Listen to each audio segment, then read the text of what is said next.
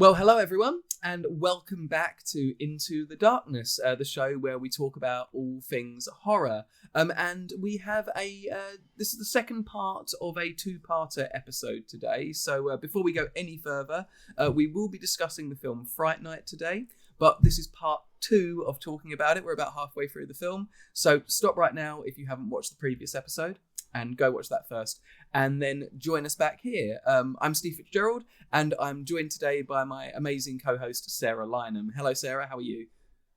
Hello! Yeah, I'm good, thank you very much. It's exciting to be back and talking about Fright Night again. Yeah, it was so fun the first time, and we clearly had a lot to say because it was a long episode, and we went, we need to split this, don't we?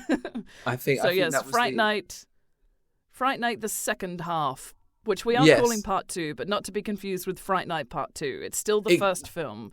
Yes, yeah. This is Fright Night Part 2, not Fright Night Part 2. I hope that's really clear for everybody. Yeah, I think that was really clear. Yeah. Fantastic. Yeah, no problems there. So as we say, so this is Fright Night Part 2, but we have actually just finished a complete run through of the 7 Child's Play Chucky movies from the original continuity before the TV series. So from Child's Play all the way to Cult of Chucky. So if you haven't seen those, all the episodes are linked below, so you can go and watch us talk about, the evolution of Chucky over those films, along with lots of other stuff. And we do have a couple of recent bonus episodes which were released on Friday the 13th, talking about the Halloween films. No, that's a lie. We were talking about a couple of Friday the 13th movies, part 8 and then part 6, because to hell with chronology. So go check those out too. But yes, here we are, part 2 of our chat about Fright Night, and we left off at the moment. I'm not sure if we're exactly halfway through the movie, but we leave at the point where Peter Vincent has, he's gone with the youngsters to Jerry Dandridge's home. He drinks what we're told is blessed water, but it isn't, and Jerry passes the test. But as they're leaving, Peter breaks a mirror on the floor because he's looking in this mirror he got from a previous film, and he sees that Jerry has no reflection, and they head outside. Charlie knows something's up, and we finished at the moment where he says, "You've got to tell me what did you see?" And Peter says, "He didn't cast a reflection in my mirror." Satisfied, and then drives away. And that's right, isn't it? That's where we're up to? Yeah, that's exactly right. And we were talking about how that is, kind of outrageous. I know that he's just scared in that moment, but, he did go there with the kids, and I'm like, why are you just I'm piecing out of this? I think it's an interesting kind of character trait for him to have just been I know that I'm the adult in this scenario, because we literally had an encounter where he gets accused of lying. He's like, "You're calling me a liar?" And he gets really aggressive about that because he's this authority figure. But then when he realizes, no, this is a vampire, he shirks that responsibility straight away. He is terrified about being. I've already launched into I was I'm ready to discuss. I'm so you've been waiting a week now. You're absolutely. I wanted to do this, but chomping at the bit. I think we were speaking a little bit last time about sort of some of the themes that we've had coming up in the episodes so far, and one of those was the sort of inability of adults to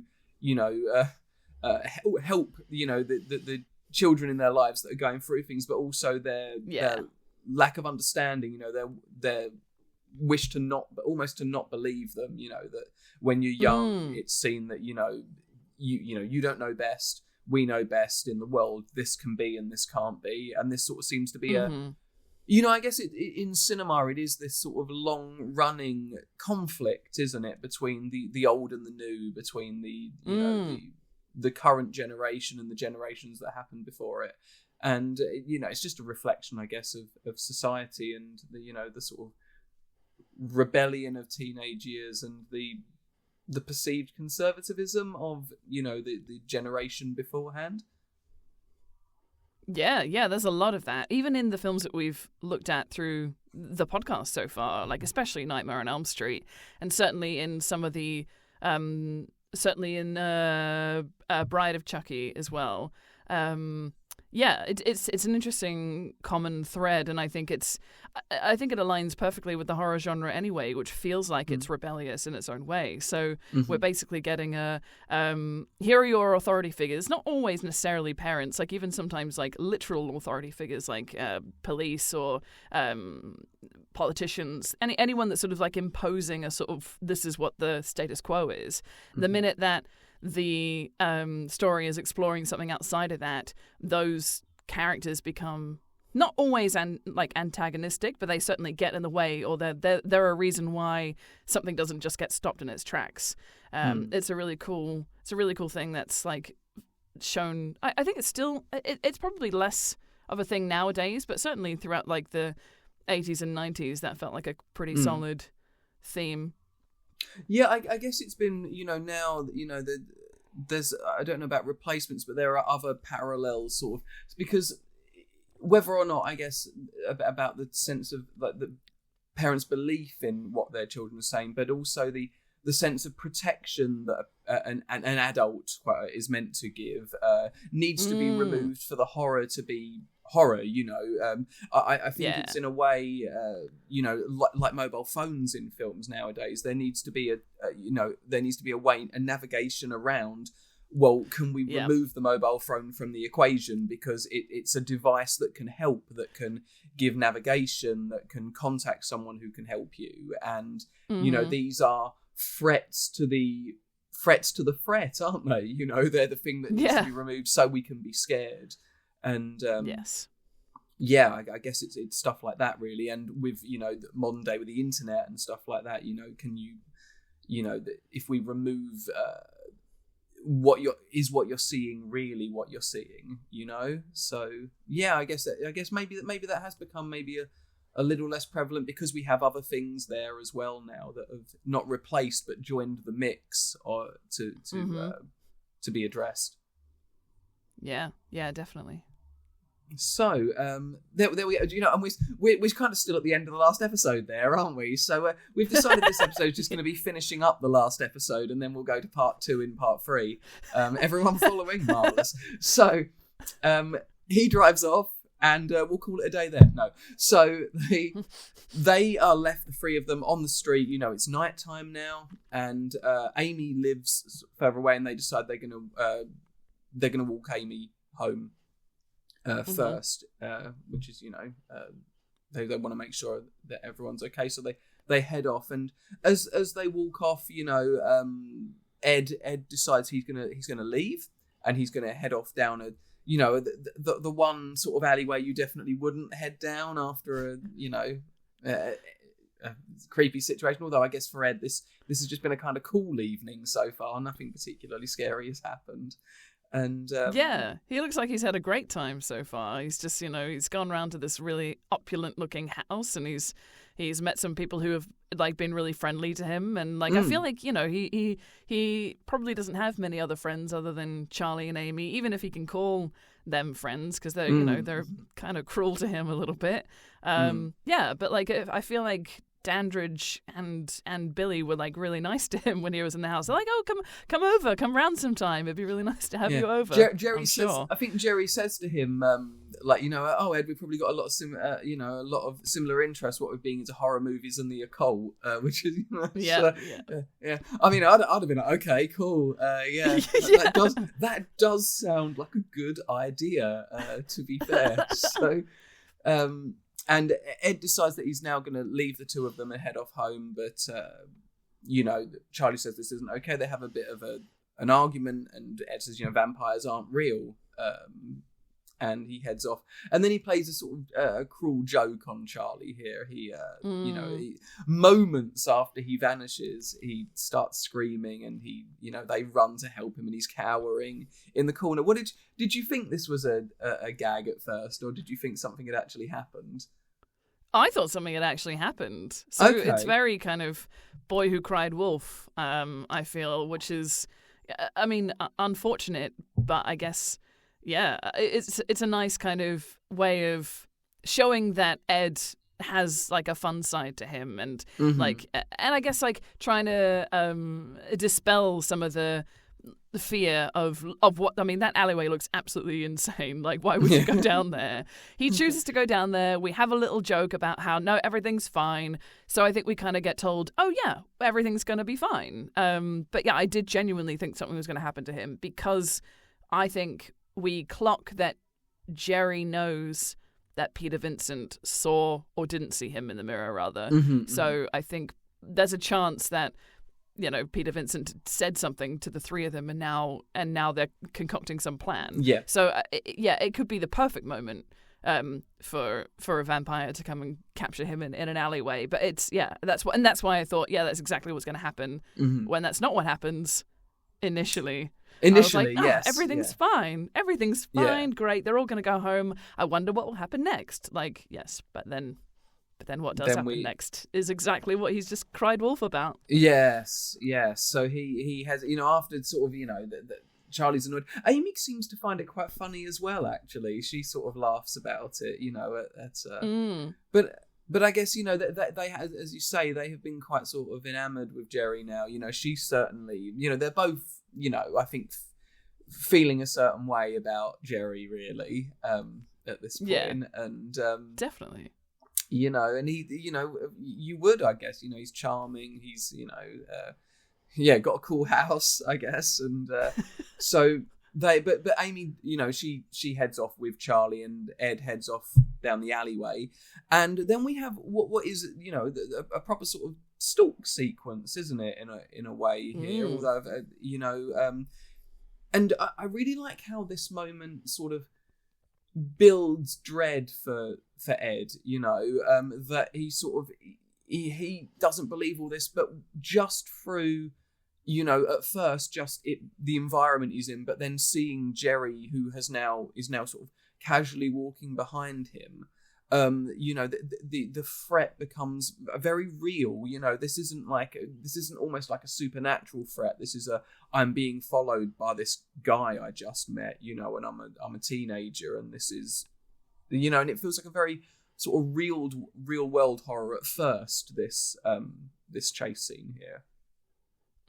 Yeah, definitely. I think the setup for it is pretty great as well. Like, he didn't even need to be supernatural. He could have been anyone at that point. He didn't have to be a vampire. He didn't have to have any superpowers. This is an adult and an older child. He's a teenager. He doesn't, like, and he's on his own as well. Like, and his friends aren't worried about him because they think he's absolutely fine, because he's already kind of made a joke about this exact thing happening, that they're like, oh no, he's just making a joke again. And it just, it's really unfortunate and really sinister. And I think also, like, at the same time, like, Dandridge has been, he has such a power, even in just like his stance, and the way that he moves is just really imposing. And he's also quite tall, right? I don't know how tall he actually is, but he gives off this impression that he's like significantly taller than these kids. So he is like a massive presence as well, even without, fangs out. And giving it all the vampire goodness.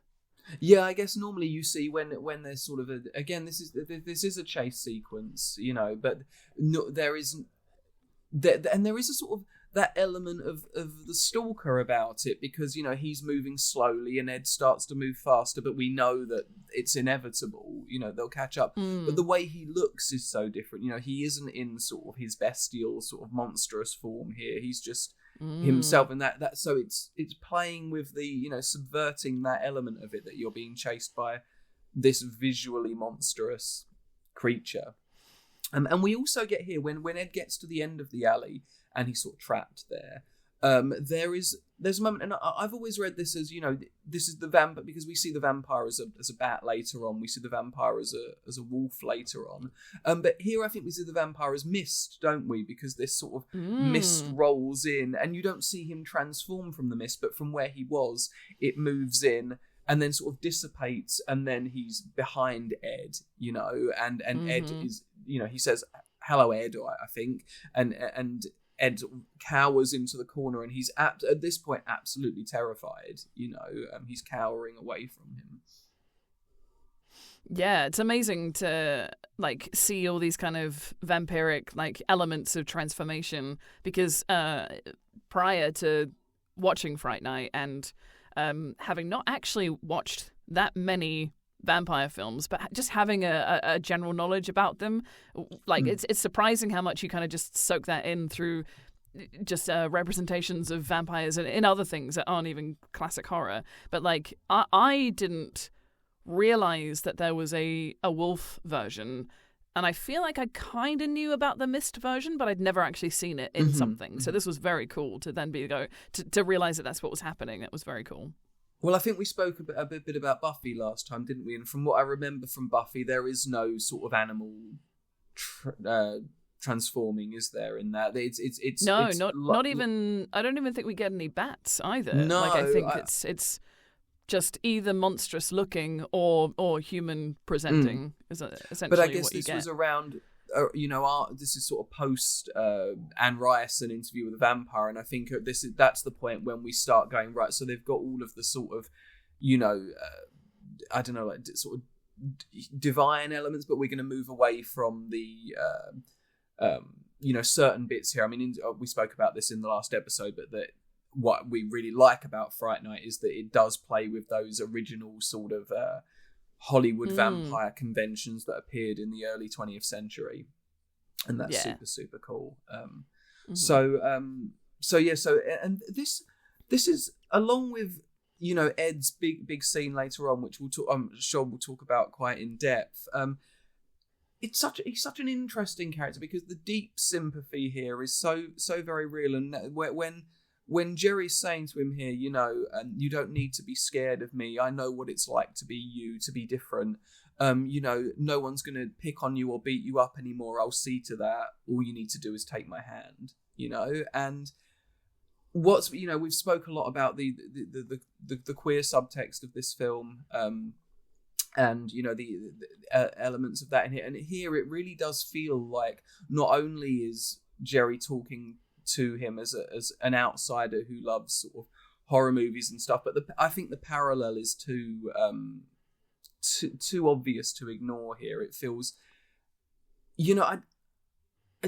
this is a question I think that's going to turn up as well when we have the dance club scene in a moment. But like, is Jerry sincere in what he's saying here, that he wants to help and that he wants to protect us, but or is this just a monster doing what it needs to do to make another monster? Because he's preying very much here on the other of Ed, of the people watching who would have still do, but would at the time have felt like outsiders, be it horror movie fans, people from different subcultures, people from the queer community.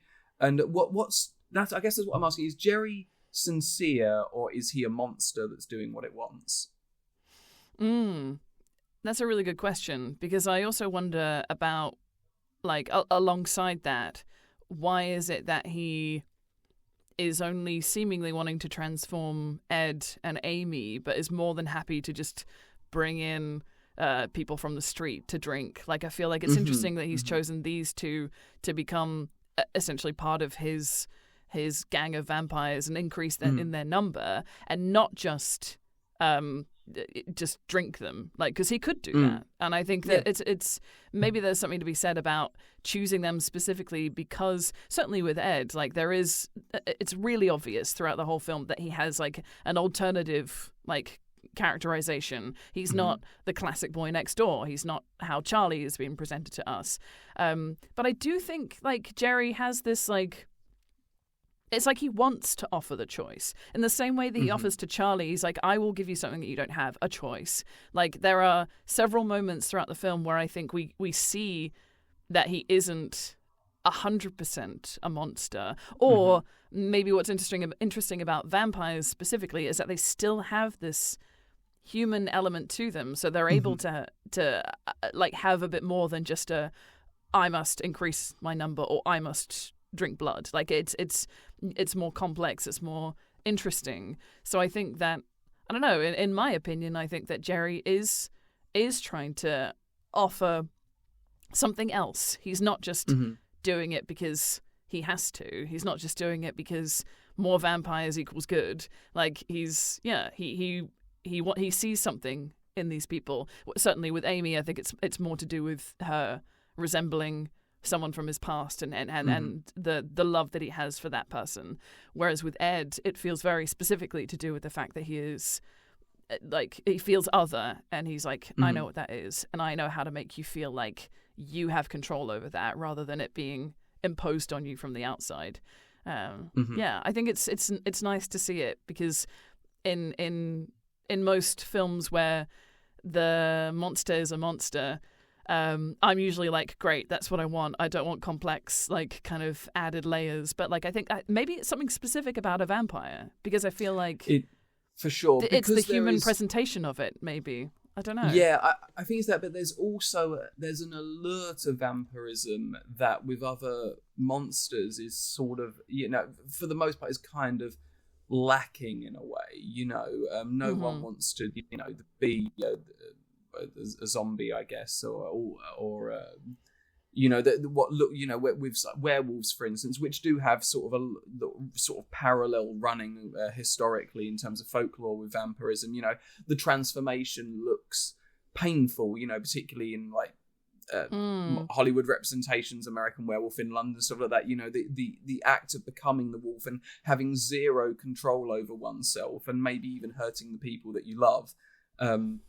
And with early vampirism in folklore, it's not something you'd want to be. These are reanimated corpses which are sort of bloated and, driven purely by this sort of hunger to consume. But the vampires we're talking about here, and, particularly with the Anne Rice vampires that come along, I think the book has already come out by now, maybe. There's something you think, well, the watching all your loved ones die and, or, having to go through eternity knowing things like that are going to happen is really tough. But you're going to look amazing, and you're going to be super powerful, and, no one's going to be able to tell you what to do, and you're going to have magical power. There's just something there where you think, maybe being a vampire would be kind of cool, which you don't get with, I think, with a lot of other monsters. Yeah, definitely. And I think, Jerry is the personification of that. Like, he's a really good looking guy. It seems like he has it all. Like, he seems happy for the most part, but I don't think we ever find out whether he truly is. He seems to kind of perpetually be searching for something. And whether or not that's love, understanding, some other purpose. But like, yeah, I just feel like, living that long, you couldn't not have a sense of pursuit, I think, because I think otherwise, it would be quite a bleak way to live. Yeah, definitely. So we have we have he extends his hand to Ed here, and his hand has already it has become that long nailed, long fingered hand as he reaches out to it. All you need to do is take my hand, and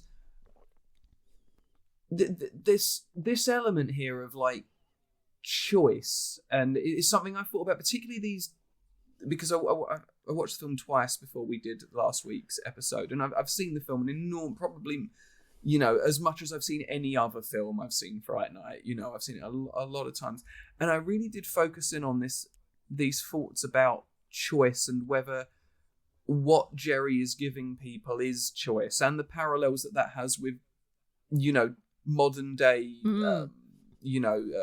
new, well-known sort of events that have happened. And because when I was younger watching it, always felt, as we've been saying, very alluring what Jerry is offering, very sort of passionate, very forbidden, very something that you would gravitate towards. But I wonder here in this situation, when he's offering Ed this choice, how much agency Ed really has to have any say here, and it happens with Amy later on. I don't think he has a choice at all. No, and no. under several like perspectives, like he's trapped in an alleyway. He doesn't have a choice. He's probably going to die if he doesn't say yes. And in parallel with it representing him being other, like why would you choose? Of course the choice is accept Jerry's offer, because otherwise your life's just going to keep being kind of a bit shit. Like, right? So I don't feel like... I feel like the choice is, here's a great opportunity, which has some kind of not so great sidebars to it, but like, here's a great opportunity. Or you can die. Or live your life. Which or I think in the kind of the... Yeah. Why not? Why not vampire at this point? I don't even know if he knows that's what the offer is. Does he know that explicitly, or is he just happy to go with, I think Jerry knows best. Let's go with Jerry. I feel like when he appears behind Ed, I think that all the sort of, everything sort of clicks maybe. But I do, as you say, like there's a choice, but there's only really one choice, isn't there? In a roundabout way. And the way he, so he takes and he lifts him up, and this is a proper, I think, homage moment where Jerry pulls the coat sort of around him, and it's so vampire cape, Dracula in this would always be shown, the female, being taken by the vampire, and here that is subverted, where we have what is, sort of almost like a passionate embrace, of bringing him under the coat.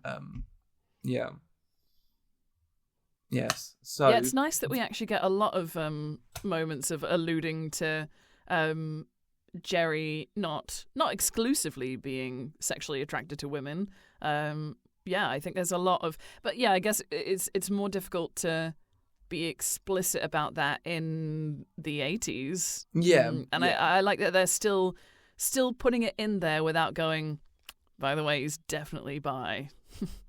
I mean, it's not something that I, when I watched it when I was younger, this didn't dawn on me at all, really. And I think, when I watched it, and obviously over the years as I've watched it, and I did, got to know myself better, and also got to know, the film better.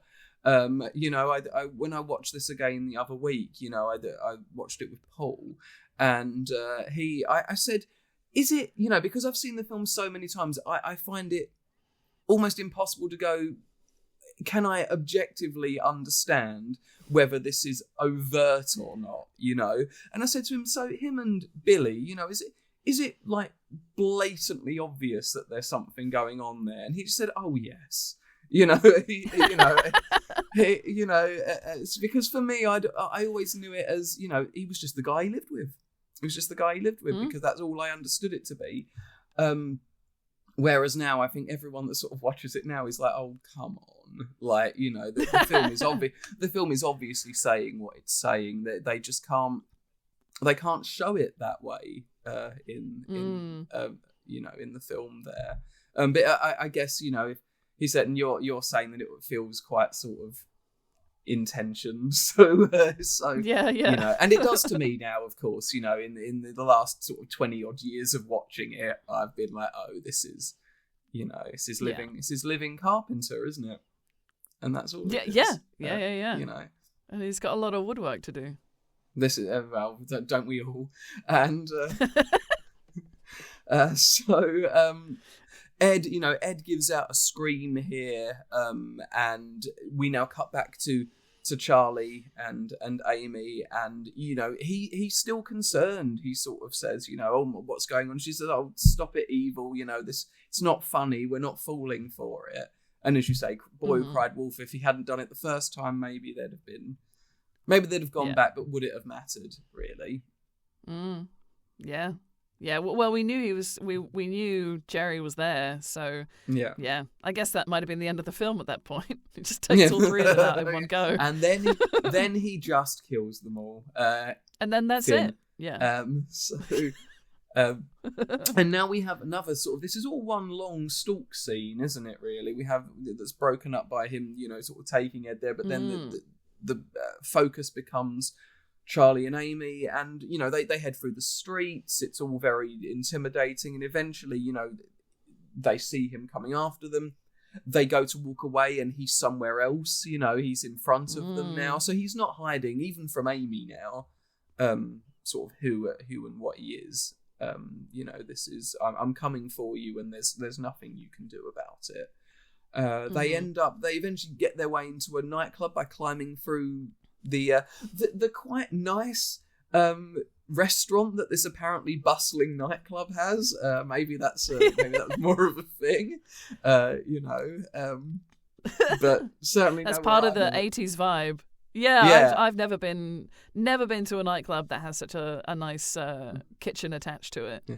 Although maybe it's because it's sort of a restaurant upstairs, and then there's that staircase, and there's a dance floor. So maybe I'm being unfair. Nightclub. Maybe this is a restaurant with dance floor accoutrement. Maybe. It's got like one of those secret doors that you go downstairs to the nightclub downstairs after you've had your dinner, of course. Of course, yeah, because although do you know what, this is and I'm not going to get into the whole soup situation again. For more on that, head back to Curse of Chucky and watch our episode on that. So I'm not going to talk about soup here. But there is for me, if I had to envision what hell is, it's being in a restaurant with loud music playing. I just hate it. So all of those people waiting for their food in this very loud building are living in my ninth circle of hell. Really, I don't. You just know that there's no good soundproofing down there. It's all coming through. It's horrendous. The door's probably open, or it swings open so often that you'll hear whatever they're dancing away to downstairs, or having to scream at each other while you're having your dinner. It's outrageous, really. And this is the 80s as well, so they've probably got like a smoking section, which is just an imagined line in the middle of the. Anyway, a lot of this is bringing up something here, but so they head into the nightclub. This is not a soup situation, and they get to a phone, and Charlie calls Peter Vincent. No, we have two things going on at one moment now. So once they get to the nightclub, he tries to call the police. They won't come and help him, probably because of what happened earlier on in the film. And we then cut to Peter Vincent indoors, and he hears a knock on the door. He's obviously very dishevelled, very, very nervous, and he has a knock on the door, and it's Ed outside, and Ed doesn't say something like, "Help, the vampires are coming after me." There's a vampire out here. Yeah. And he brings him in, and he says, "Oh, what are we gonna do?" And Ed says, "No, what are you gonna do?" And then we get our first sort of like interaction with vampire evil Ed. And, if we thought Stephen Jeffries' performance was already, this sort of wonderful amount of sort of bizarre and unhinged, it really goes somewhere from here on out, doesn't it? Yeah, it was very much like throughout the start of the film, because his performance is quite bizarre, I suddenly thought, oh no, this is why he's doing it. It's all to finally become his true authentic self, who is this like vampire character. And I was like, yes, this is the payoff that we all wanted, and he deserves to be his full level of weird. And it was I just thought it was a lovely moment, like a great and a powerful moment for him, like the first time he's ever been like, yeah, that's right, I'm the scary thing, you should be scared of me, I'm super powerful, and I now outrank you, Peter Vincent. I think it's great. It's such a nice moment for him, even if it doesn't necessarily work out in this moment. Yeah, it doesn't last very long. No, but it's nice that it does for a bit, and he gets to feel what that feels like. I think it's great. Yeah, and again, there's definitely with what we were talking about earlier in terms of what Jerry is offering, what that represents to someone who feels outside. Here being, again, that sort of why do we all love horror so much? And it's sometimes, and that's like, that's a question that can be answered in as many ways as there are people, really. But I guess one of those answers is because when you feel other, you identify with aspects of certain characters, and as you say here, there is suddenly the person who is quote unquote weak elevated to a position of power. And I think you're absolutely right in that way, even if almost immediately poor old Ed is Peter, he attacks Peter. Peter pushes a cross onto his head, and we get from here on in not only some really, really astonishing special effects. I mean, we've already had some great special effects work. Seeing Jerry transform, seeing the pencil through the hand. This is all great, but the work they do on Ed for the rest of this film, I think even now, over 40 years since it came out, it looks spectacular.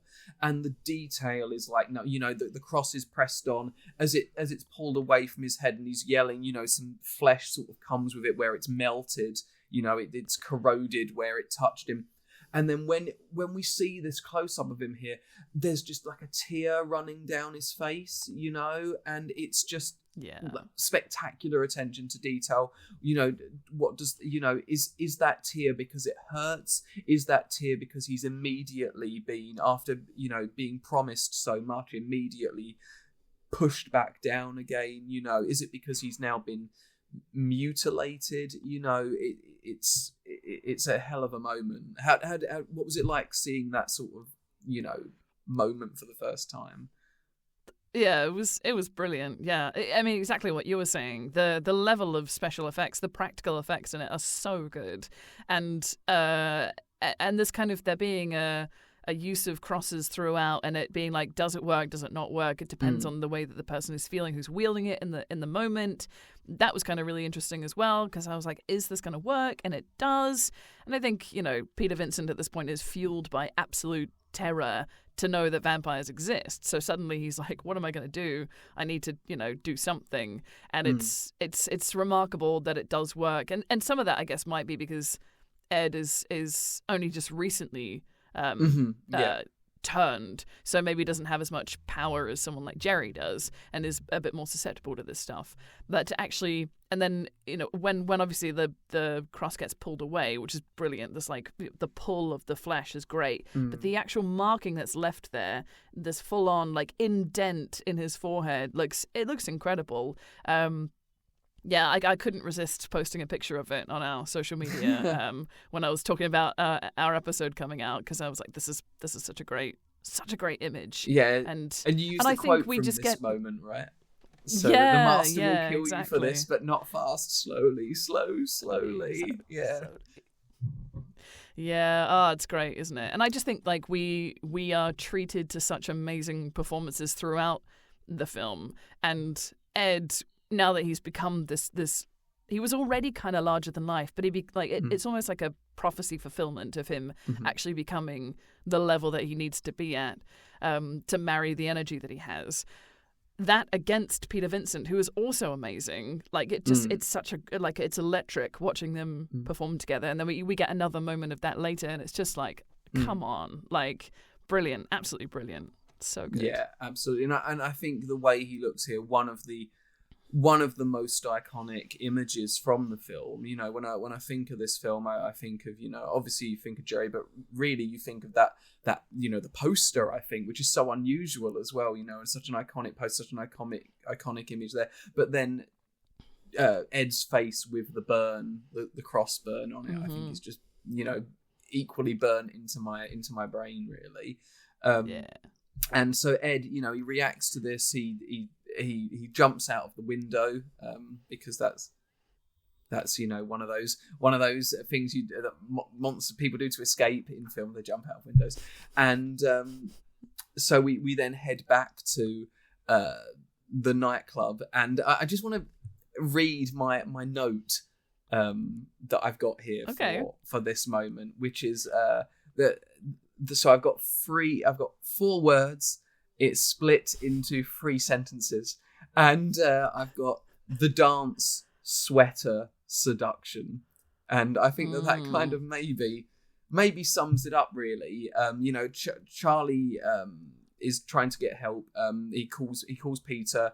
Peter is now completely in a state, and he refuses to help him. While this is happening, Amy is lured away from Charlie by Jerry, who they dance together. There is this, again, so much going on here, and so much that I sort of view in a different way to how I viewed it when I used to watch the film, because this this is most definitely very much a sort of sexual awakening, a maturity moment, you know, where someone goes from being, you know, innocent to discovering themselves to, you know, going from, you know, that moment between sort of childhood and then adulthood.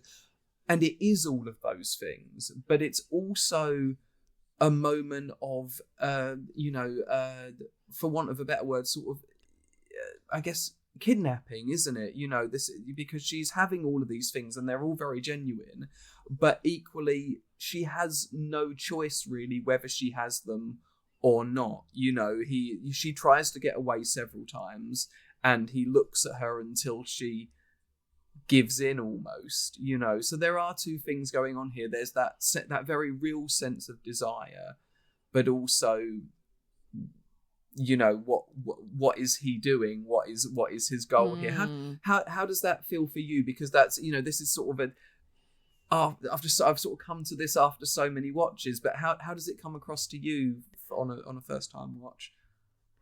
I think for me, when watching this moment, I felt like, I mean, so first of all, there are some amazing, like, diegetic choices of music in this scene, which I really loved. Some of it was, like, quite on the nose in terms of what was happening, but, like, I loved it anyway. And in a very kind of, like 80s music is great, so I really enjoyed listening to the tracks that were playing. But I think in my mind, I was wondering if in this moment it was almost kind of playing with a reincarnation kind of concept, and that it wasn't necessarily that she was being, I know that there's an element of Jerry having Jeremy's another vampire, don't worry about him, he's in the next state over, there we go. But Jerry is definitely using his power to seduce her, but I don't think it takes much, because Amy's definitely interested and is at that age where you're interested in discovering these sorts of things and what it means to, like you say, move between childhood and adulthood. But I also think that in this moment she doesn't necessarily know, she hasn't been fully convinced that he's a vampire until they're doing the dance and she clocks in the mirror that he's not there. But also there's a really nice couple of like moments where there's like a shift of her kind of owning this maturity a little bit as well, alongside a really blatant, like, suddenly her hair is bigger and she's got great like makeup on as well. I was like, oh, that's where it happens. If anyone's not sure where the switch is, it's there. But she kind of, checks him a little bit at one point, and it's really nice to see that there's a little to and fro going, and I think that was why I thought it was like a reincarnation, or like the spirit of the person that Jerry sees in her was coming out through her, or being brought out somehow by Jerry in their encounter. So I was wondering whether or not, how much of it is Amy and how much of it is this blonde woman from his past that's like possessing or coming forth as part of Amy's spirit anyway. So but there's still a lot of manipulation going on, and like, would this happen if Jerry wasn't actively pursuing her? Would she still want to go back with him? Would she still be enthralled by him if he wasn't using his powers? I guess you get that sense of sort of the wanting to take something at your own pace, and every time, as you say, she checks him a couple of times because he goes maybe further and she says no, and then he's like, well, no, actually yes, so there is all this sort of really sort of that, I guess all of these, it's great how like just this dance moment, and I guess why it's such an iconic moment, is it can have all of these parallel things going on, because it is both a seduction, an abuse, a coming of age, a manipulation. So it's sometimes doing parallel things that maybe even at times wouldn't normally sync up with each other, but it just all comes across really well, and as you say, absolutely amazing soundtrack. In fact, it's really amazing music choices here. Interestingly, actually, I think music in Fright Night's used really, really well, and it's apart from this moment, not spoken about so much. All I would say is, going back to some conversations we've had about end credit music, which I think we spoke about predominantly in our Jason Lives Friday the 13th Part 6 episode. This film doesn't have a fantastic end credit song. I actually think for all the great music that sorry if it's anyone's favourite horror movie end credit song, it's just it's just my opinion. But when we get to the end credits here, I feel like it ends on one of those songs where the title of the song is the title of the film, but it hits a little bit flat maybe. But nonetheless, great music throughout. And as you say, she sees in the mirror that she's given total proof that he's a vampire. At this point, Charlie has sort of noticed, and Jerry kisses her, I think, to provoke him. And then a lot of stuff happens very, very quickly. Some security guards come in and they try and help Charlie, get Amy away from Jerry. There's a big panic. The guards are killed by Jerry. He sort of really he doesn't hide what he is here, which I thought was really interesting for someone who anonymity is probably fairly vital. He does, I guess, in the chaos he thinks, well, no one's going to believe, are they, that these two guys were killed by someone who suddenly had claws and glowing red eyes. But they try and do the right thing and get sort of summarily offed here. And in the chaos, Jerry takes Amy and says to Charlie, you need to bring Peter Vincent, just the two of you, to my house if you ever want to see her again. But it's quite a sort of chaotic, action-y sequence for a film that hasn't had a great deal of that, isn't it? Yeah, and like you say, the anonymity is gone. I mean, maybe he's banking on the fact that there may have been, several witnesses to this happening, but they were in a nightclub, they might have been a bit drunk, they might have had a little substance of some sort, and are not basically just not viable witnesses because they were, under the influence of something. And I don't know whether or not CCTV was a massive thing in the 80s. Probably not in this nightclub. So there's kind of no real proof, I suppose. But it is interesting that he suddenly kind of goes, you know what, bored now. I want to actually make something happen. I don't want to keep playing these games with these kids. I just want to crack on, and I want to take Amy back to my house, and I want to turn her. So I think, there just seems to be a sudden urgency that hasn't sort of necessarily been prevalent through the rest of it. And he seemed quite happy to dance with her. I think he's just getting a bit sick of Charlie getting in the way. Because Charlie is kind of his the thing that's stopping him throughout is Charlie realizing what he is and trying to do something about it. So he's just nah, done with you. Yeah, let's just get this, because it becomes quite sort of personal, doesn't it? At this point, there is no world, I think, in which Jerry is going to turn Charlie into a vampire. He's got no interest in that. He's not got any interest in feeding off of him either. It's just look, I'm gonna. No. It's you've crossed me. I gave you a chance to rectify that. You did nothing about it. I'm gonna ruin your life. And maybe that's and that's another element of what's going on here. Is it obviously it's very true that he sees something in Ed and Amy, particularly Amy, but also they are people that mean something to Charlie, so by doing things to them he is also fucking Charlie's life up as well, so So Charlie goes to Peter's home, and Peter is he packing away? He's putting stuff into a suitcase here. He's going to flee, I think. He explains what's going on, and Peter is remarkably sort of honest. Really, he says, no, I think he says I'm a coward. I'm a coward. I can't do this. He tells Charlie that he was paid to be there earlier in the day, and Charlie says, I know, and that's quite. This whole bit really feels like, interestingly, everything we've spoken about, that generational change. This is really a the older character with zero confidence at this point. Like I'm a fraud. This Peter Vincent isn't even my real name. I'm a coward. I can't help you. And we have here, the younger character saying, come on, you need to do this. This is the right thing to do. Amy will die. You have a responsibility here.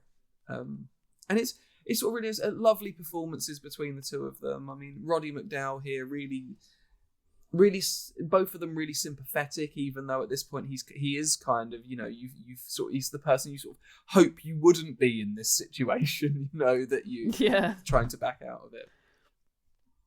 Yeah, it must be really, really tough because you're kind of hoping that this is the moment of heroism, right? You're like, no, well, he may have pretended to be this for so long, so maybe there's something in him that goes, oh no, I can do this because I, at least somewhere in the back of my brain, I have like a pretend version of experience in this scenario.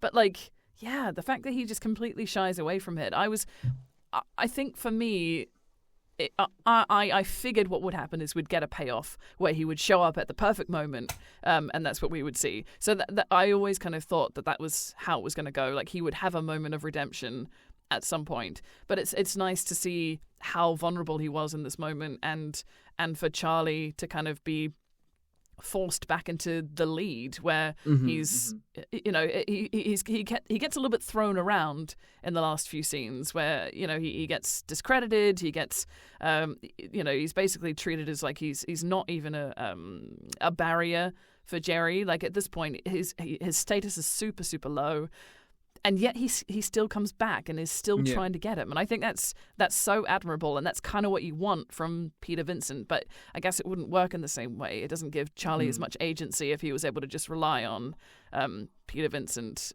in the way that he hopes to. So yeah, it's an important tool, but I think it's also, it was relatively obvious to me that the next thing would be that we would get like Peter Vincent would take part, he would help, he would be there in the end, and he would help save the day. Yeah, absolutely. I think that's really, really nice, your comment there about Charlie, actually, which is that, and what is a hero character?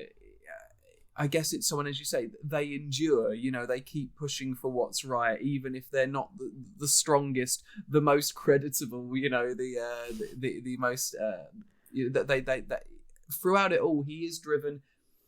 He has these sort of imperfections as a person. He's not the perfect boyfriend, etc., etc. But he does have this incredibly strong sense of, that the right thing to do is not to ignore what Jerry is doing, and it would be how would one live with oneself if they knew this was happening next door and did nothing. And throughout it all, he has this great sense of righteousness and in a nice way, and perseveres, and obviously. He is doing his best to, make the situation work out in the end. We then have we head back to Jerry's house, and we have the scene between him and Amy, and the changing, the biting of Amy. And again, this is another scene that when I was, my view of it has kind of changed, in that it felt so much like a pure seduction scene before, and now has all this other stuff going on where you're having someone who is being turned into something else, because of the sort of desires of this supernatural monster. And it is both a very sort of erotic scene and a disturbing one, I think. Yeah, definitely. I mean, it just feels like an extension of what was happening on the dance floor, right? It felt like the inevitable next moment after that. I don't know why I thought this in the moment, but I didn't necessarily think that he was going to turn her. I thought she was just going to be kept. And I think also because at this moment, I thought that Billy was just the live-in carpenter. So maybe she was going to be the live-in cleaner. I don't know. I thought it was just going to be... Right. The harem was being built upon, so it didn't actually register that he had intentions on turning her. But I guess like maybe the plan is to have a mate for life, because if you're both undead and will live forever, then your love lives forever, right? So essentially I think that was what the intention was. But for whatever reason, I didn't think that. I thought that she was just going to be there to serve a sexual purpose, and that was it. So I was surprised to see that there was that he was going to turn her. Yeah. Okay. No, that's there's it's interesting because that sense of as you say, creating a companion, someone to go through the very, very long eternity for, because of how Jerry looks, I think you get, that sense of loneliness is different to something like, so in the first remake of Nosferatu, the Werner Herzog version, Klaus Kinski's Dracula in this, and obviously in Nosferatu it's Orlok and they change the names, but in the Herzog version they go back to the names from the novel, and so he's Dracula in this, but he still looks like the Orlok vampire, very sort of rat-like and monstrous, and he has this moment between him and what would be in the book Mina, but is Lucy, because they, for some adaptations, just change the two of them around for reasons that I can't really fathom. And they have this moment in a bathroom together. I think it's certainly in front of a mirror, and he basically says to her, I'm paraphrasing enormously here, that this existence is pain, it's torture, it hurts to go through the years and have no one. I want what you and Jonathan have. I want the love that you have. I am lonely, and she basically, it very much doesn't. She's not at all sort of sympathetic to him. She says, "You can never have that. A creature like you can't have that." And he has a line, which I didn't hear for the first time in this film. I heard it they use it in a League of Gentlemen Christmas special. But he says to her, the absence of love is the most abject pain. And I think for this creature that is, he is monstrous in that, in that film, that version of Dracula, if you like, the Nosferatu version of Dracula, of Orlok, is ghoulish, but that just because, but it doesn't take away from the fact that this concern, this living in eternity alone, is torment, and it will now sort of resonate through Jerry here, whether he's good or bad, he is, I guess, must be longing for this person he had before, I don't know, it really sort of struck me, that element of him doing terrible things, but you being able to identify with him because of this sense of longing and loneliness, which doesn't excuse what he does, but No, but I do also feel like this moment he seems very delicate and like with her, whilst also being a level of confident, and like, he's not gonna not follow through. We know that. But I feel like there is like a little bit of sensitivity around her, and we sort of get a callback to the very start of the film where she, reveals herself to Charlie, and she's like, "I'm ready." Like we get a little bit of that coming through again, and instead of having Charlie ignore her, or probably a weird kind of awkward teen sequence, we have someone who takes complete control over the scenario, and I think she feels able to give in to that in a way that she probably wouldn't have the same experience if it was with Charlie. And there's a level of like, he probably knows what he's doing, and there's a whole kind of being enthralled with that idea as well. And I think like, even, I don't know if this is looking way too specifically at it, but like the Go way for that that's what we're here for. She, so, the way that Charlie and Amy kiss has a kind of teenage innocence to it, but the way that Jerry kisses her has this like intensity to it, which is like probably in part like being someone who knows exactly what he wants and knowing how to get it. but equally comes from a place of, as you say, feeling lonely and longing and wanting this connection with someone, and like and not being able to just have a sort of passing encounter. It has to be like, this moment has to mean something, even if it is turning her into a monster. It's still, she's in this dress. She's being like the kind of initial approach is very soft and gentle and seems very romantic and but at the same time intense, with the intensity of someone who has experience, and I guess like that is like a double-edged sword though, because she's trusting him to look after her, but that's not really what's happening. And I guess it's all amazingly circles round. It's all amazingly complex, and it's almost quite difficult to talk about because you don't want to diminish the fact that what he's doing is, manipulation. But equally, I don't think it's fair to say that some part of her isn't enormously attracted to him. That's not fair to say either. So you're sort of saying, well, I don't want to advocate what he's doing, but you can't dismiss her motivations and her feelings as a character. So it feels like very awkward, waters to be sort of dancing around in, but in a good way. It's dubious. Complex. Yeah, it's like dubious consent. It's like, does she really want this? And I think maybe she'd be interested in a sexual encounter with him, but there's no conversation about, do you want to be a vampire? Yes, no.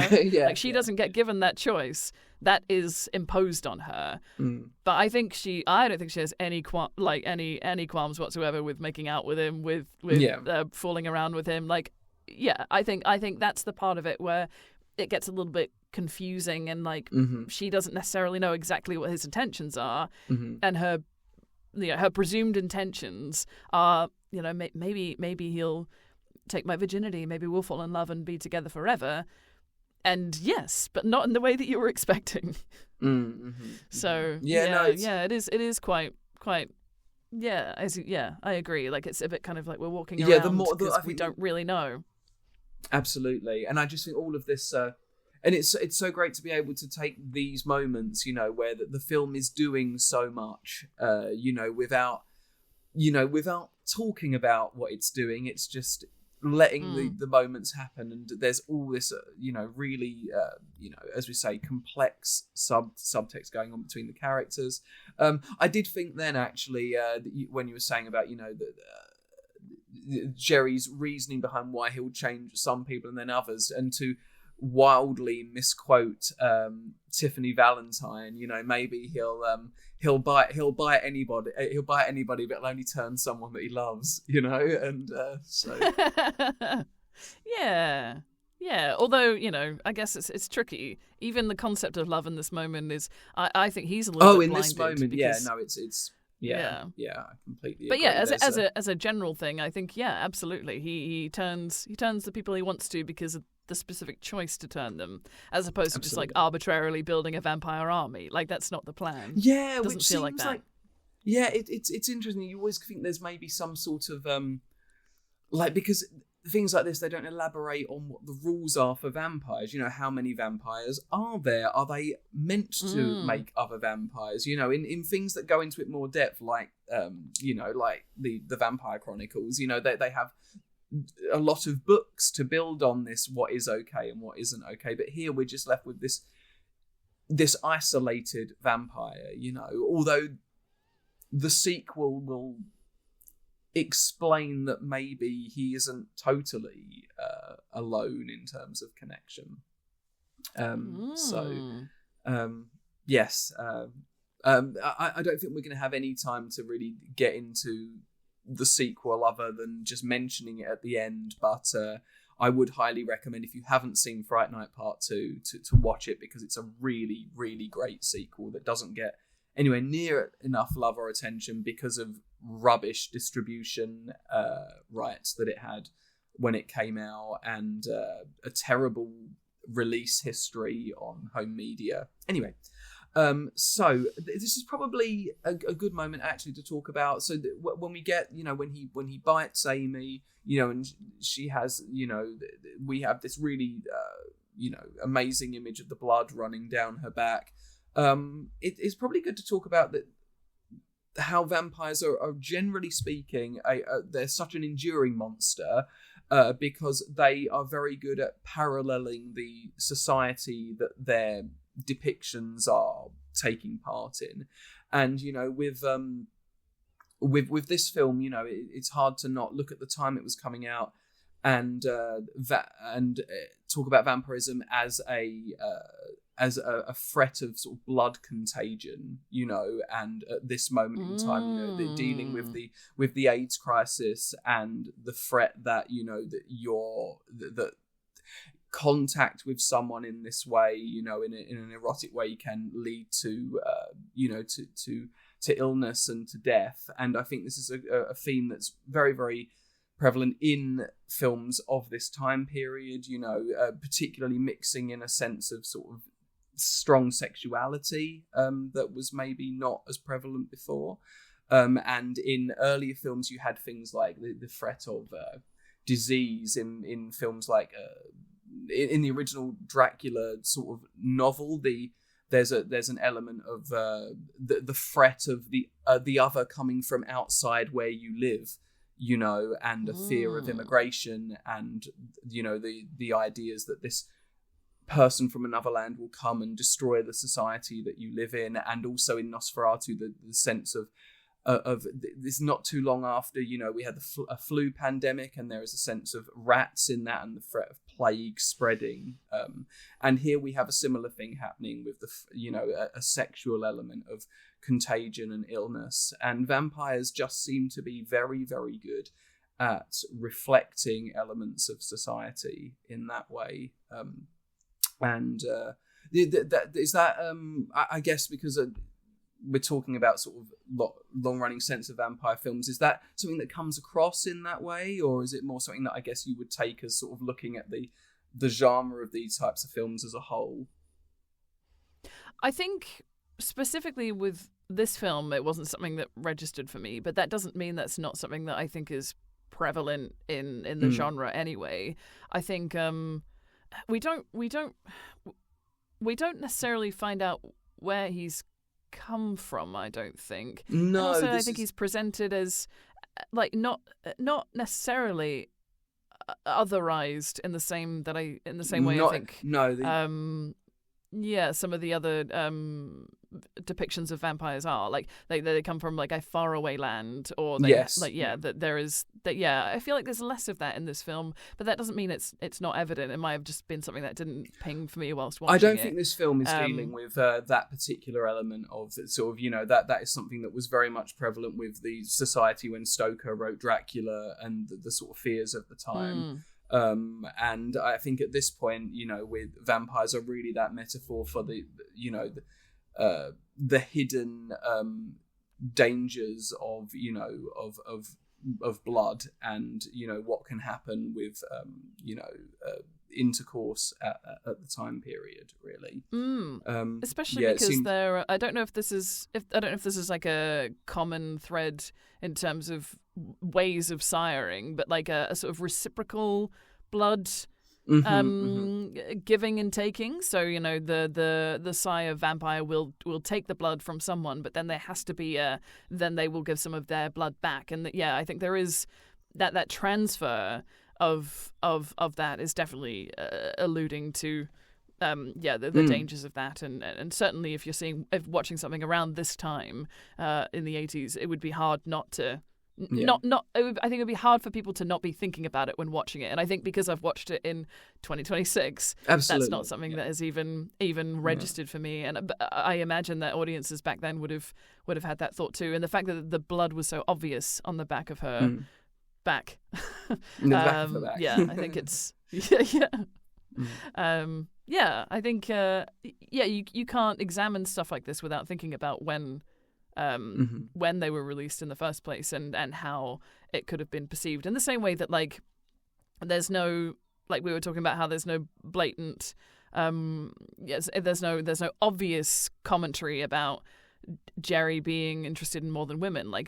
Just kind of, there's so much more hidden that it would register for you subconsciously, or it may not even register at all. But even if even if they were trying to make a comment on something, the fact that they're trying to make a comment on something is good, and just to like make people think about it, make people talk about it, and hopefully not in a negative way. But it's. I think these. Sorry, go ahead. No, go ahead. No, you go. I think that I think these things happen almost by osmosis, really. From what the creators, when they're writing, they just take in everything that's going on around them, and it works its way into when people say I don't know, like, oh, I don't want film to be political or something like that. I think that, well, they are by nature. Do you live in the world? Everything's political, and whether or not you're writing with, I think that you can write without the intention of making a political statement, and that's totally valid. But I think you can't not make the statement whether you mean to or not, and these stories, I think, whether or not writers, and I don't know whether Tom Holland was particularly thinking about, for instance, specifically the AIDS epidemic when he wrote Fright Night, but it's impossible to not, if you go back and look within the context at the time it was made, say, well, this is a film about, where if you viewed vampirism as a disease, which is a legitimate way of looking at it, that there is an element here of the mixing of sort of sexuality and blood to become a vampire, and these things, are then sort of evident, really. I do wonder, really, without going into sort of the politics of horror right now, because we're already on part 2 of a 2-part episode, but particularly with vampires, which I do feel have been somewhat. They've disappeared a little bit. There are stages of vampires being really, really popular. Every sort of 20 years or so, I think we have a sort of run of vampire films, and I do wonder when they do reflect society in that way, and when they have dealt with sort of the fear of the other, or the fear of contagion in general. Where when we've just come out of a pandemic, and we are seeing the rise of sort of worrying far right ideas on immigration, and the fear of everything that the worrying sort of trends and ideologies that come with that, whether or not we'll see more of the vampire now, because it so effectively shows our concerns in that way. Yeah, that's really interesting. I'd be really curious to see how things go for the next few years, to see if we see that influence. Certainly last year's Fright Fest, I felt like there was quite a few vampire films. I'm trying to remember what they are off the top of my head, but I cannot. I do remember watching a really good one where I think one of the creatives and potentially even the lead performer in it was transgender as well. So it's also got an additional commentary on that, which is the serpent's path. That's it. Yeah. That was really cool, and it felt like also again, maybe that that's a really good point, that we have a vampire film that is from people from the transgender community at a time when that community is under really attack from particular elements of the far right, and vampires, I guess, are again, it's interesting that that's the monster that is being used in that particular situation. I don't know if The Serpent's Path is out yet, but if you haven't seen it, it's a really great film. And if you love Buffy, it has a really strong element of that 90s sort of great vampire TV. So I'd really recommend checking it out if it's out yet. And I'm sorry we don't have the director. The writer and director's name offhand. Maybe we'll have a little look and post about it, but it's well worth seeing. Yeah, I'll definitely do that. Yeah, cool. Where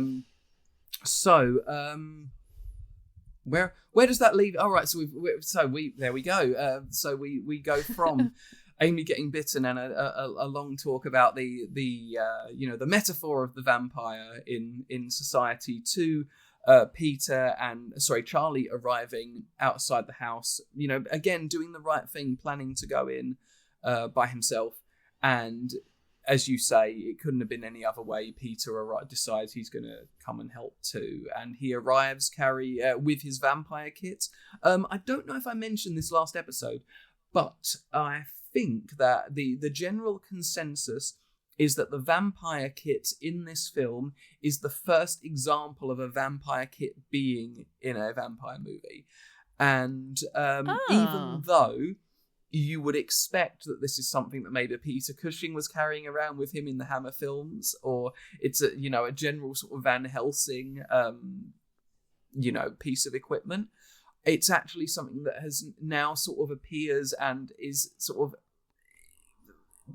the idea is that, this is a Victorian vampire kit that I found. This isn't a thing.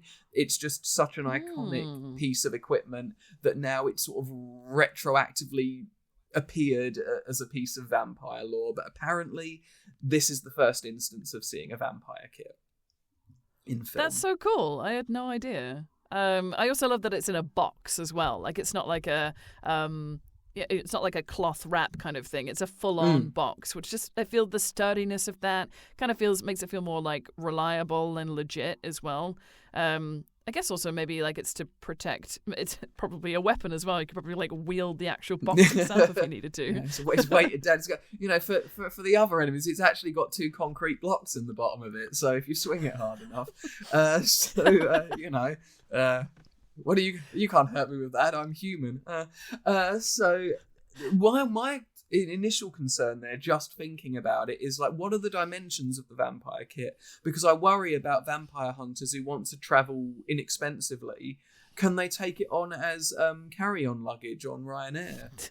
It depends on the dimensions, doesn't it? This like is if it's it. Too wide in one direction. The problem is it's a cube, right? What they needed to do is kind of like flatten it a little bit. It needs to be a rectangle, because otherwise, they're going to make you check there, and it's going to cost you more money. So what if you need to get there quick? You're traveling on a budget, and there's a vampire that needs dealing with. Maybe it's just an hour away by flight, and you get there and you're trying to fit it. There's a queue behind you. Everyone's getting angry.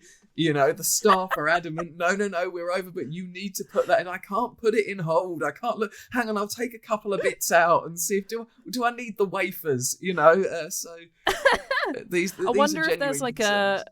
If there's like a travel size version of it. You know how you can get like travel size miniatures of all the different like hair products and whatnot. You can get like a smaller version of the vampire kit for travel purposes specifically. Maybe Ryanair even probably sells it. They're trying to make a bob somewhere.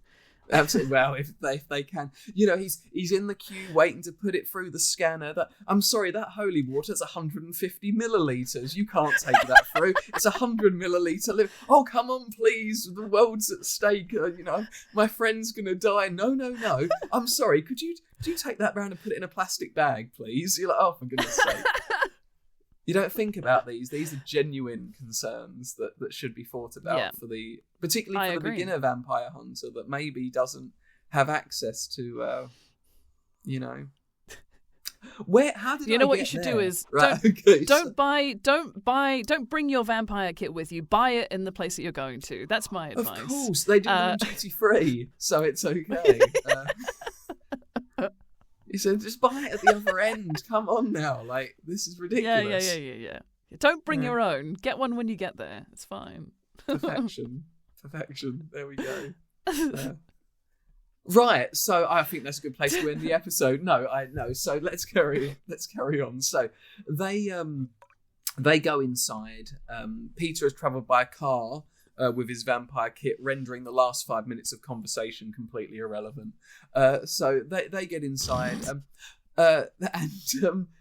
we have a really iconic moment. Jerry walking along, the upstairs towards that amazing staircase, stopping at the top and delivering a line that, were I to try and repeat it, would just, mutilate it beyond all recognition. But he says to them, I'm not even going to try. I'll just, welcome to Fright Night. Pause.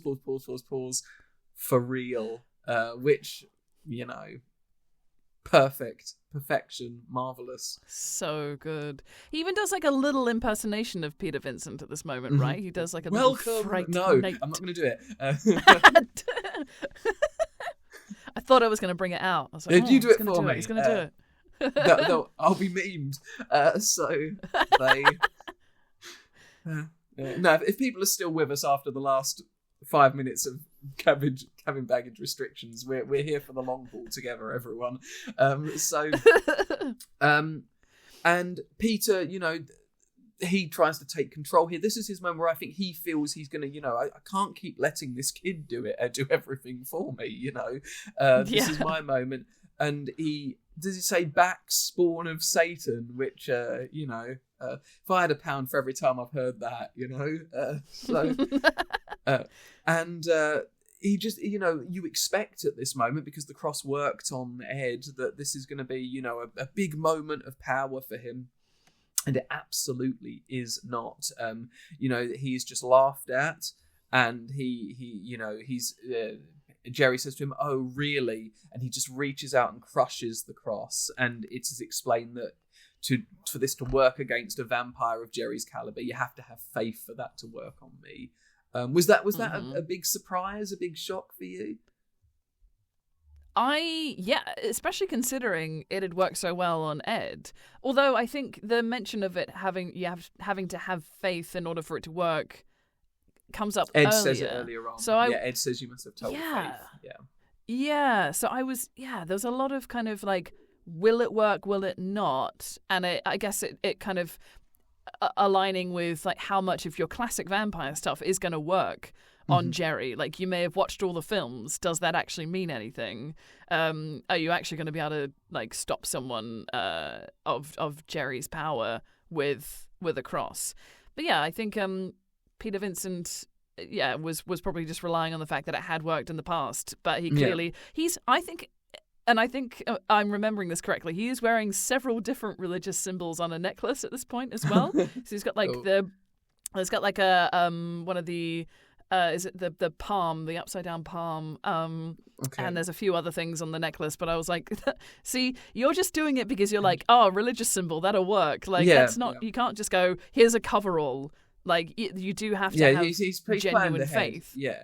I like that idea because it does require a sort of sense of, because, you know, this whole idea of, you know, sometimes, including in films I really, really love, they fashion a cross together out of anything, you know. I think there's even a moment in Salem's Lot, which is, if I were to pick my favourite, you know, it's a TV miniseries, not really a film, but there is a film version of it. You know, if I was to pick my favourite vampire piece, it would probably be Salem's Lot. But even in that, I think they make a cross with sort of taping a couple of sticks together, and you think, well, what's a way where it can't just be, oh look, there's a window with, you know, a cross on it, oh no. And the way is, you know, it has to, you know, the religious, the faith element is a component of that. You know, if you don't believe this can work, then if you don't have faith in the iconography, then it's just a piece of wood, you know, it's just two sticks taped together, it's just a window, you know, and it's a really good idea, I think. Yeah, I think so too. And then, so, you know, after this, it now looks, you know, this is a worry, you know, it does a bit. Charlie quickly steps in, holds the cross up, Jerry is pushed back, and Charlie says, I think we're going to make it, and then Billy appears from nowhere and knocks Charlie away off of the staircase. And there's a really lovely sort of moment of Jerry coming up behind Billy and just putting his arms around his shoulders in this sort of uber confident, like, aha moment, and Peter flees. Yeah. And then he should have given him a little kiss. That's what I wanted him to do. Give him a little kiss. Yeah, just a little one. We know we don't need it to go. I mean, I'm not opposed, but we don't need it to go to very far. But, you know, if it did, if the film was 150 minutes instead of 145, just because they you know decided to show just how appreciative he was. Yeah, it's okay. Yeah, it's all right. I'm okay with that. Yeah, there you go. And then they, you know. Yes, so there we are. Sorry, did I go somewhere there? Anyway, so Peter runs out of the house and he makes his way next door to Charlie's house, and now we have another. You know, this film is just full of iconic sequences. But here's, here we, including the last one, but here we are at another almost immediately. Peter runs upstairs to try and find Charlie's mum. And she's, he runs into the bedroom. He thinks she's laying there in the bed. And, because he finds the phone line's been cut. So he's like, Mrs. Brewster, phone line's been cut. Mrs. Brewster runs upstairs and he thinks she's in bed. And it's not her under there. It's Evil Ed wearing a really, unlikely sort of wig at this point. It looks like he's wearing a Muppet or something on his head. Like, it doesn't look. That's not a wig at all. That where looks did like it come from? I don't know. I don't know. Why did he bring it from home? Was it somewhere in the house already? I don't understand. It did looked he like stop off at home a really to get unfortunate mop. Maybe he did. That's elaborate, and I appreciate that level of attention to detail. Absolutely, and the way he looks here is just so monstrous. There's no, because for Jerry spends most of his time, in his I guess human passing, version of himself, but here we have a really monstrous vampire, and he's, huge performance again. Well, apparently she's working nights, which is such a good line, and, he goes for Peter here, or rather he I don't even know if he really goes for him, he just sort of scares him. It's more of like a blah moment, isn't it? And Peter runs outside to the staircase, the top of the staircase, and now we see how we've had POV Bat so far. We get full on Bat later on. We've had a mist version of vampire, and now we get our wolf vampire, or at least a very big dog. I don't know. And he, Ed turns into the dog. His eyes do a bit of a sort of a rubbish sort of glowing red effect. Sort of a bit sort of a, what do you do? Where they sort of do the effect over the print, over the camera, special effects. Yeah. And we get a slow mo. He comes towards Peter. A table's been broken where Peter's fallen over. I'm right in remembering. I think so. He holds this up in defense, and it, unluckily for Ed, but very luckily for Peter, it impales Wolf Ed through the heart, and he falls and slams into the sort of light fixture and hits the ground. And when he looks down, there is just this, again, really amazing effect of this wolf sort of trying to pull itself along. What with the the very, very sort of whimpering with the what is now a stake rather than a piece of furniture through its heart. Peter makes his way downstairs, and we get a transformation scene to rival American Werewolf in London. A moment again with so much going on behind it. There's an enormous amount of sympathy both from us, from Peter, as we watch this. The transformation back into a person as Ed dies, but also, what we see towards the end, just this kid, this lonely kid that is in pain and wants help. It's powerful, right? Yeah, I found it really moving, and also really quite distressing as well, because you'd think that, because I'm harking back to Buffy, you stab them in the chest, they're dust, and that's it, and then they're gone, and that's more or less instant. Whereas this is painstakingly long. There was no pun intended there. No. But just know what? Look at me, I didn't even see it, but it almost perfect. That, yeah. But oh my god, it's absolutely brutal, and but the made so much more incredible by the performances of Peter Vincent and of Evil Ed in this moment. You see the pain and the sadness and the realization that even though you thought you said yes to this thing that you thought you wanted, it wasn't actually probably what you were expecting all along. And what a sad thing to happen. And he doesn't even get and to you can enjoy see it. Well, no, exactly, and in the moments where he thinks he's going to enjoy it, he enjoys it for a split second, and then it's back to him having to live a torturous life or a torturous end in this end. Yeah, it's very, very, very, very sad, and very the various stages of detransformation are incredible. Like, they look so good. Sometimes I wish, that we would do more practical effects, because we have the capacity to do them at that level. Like, let's go back to that. It's so good. It's amazing work in terms of it's definitely I think we've spoken about this on a previous episode, and I think it's a fairly sort of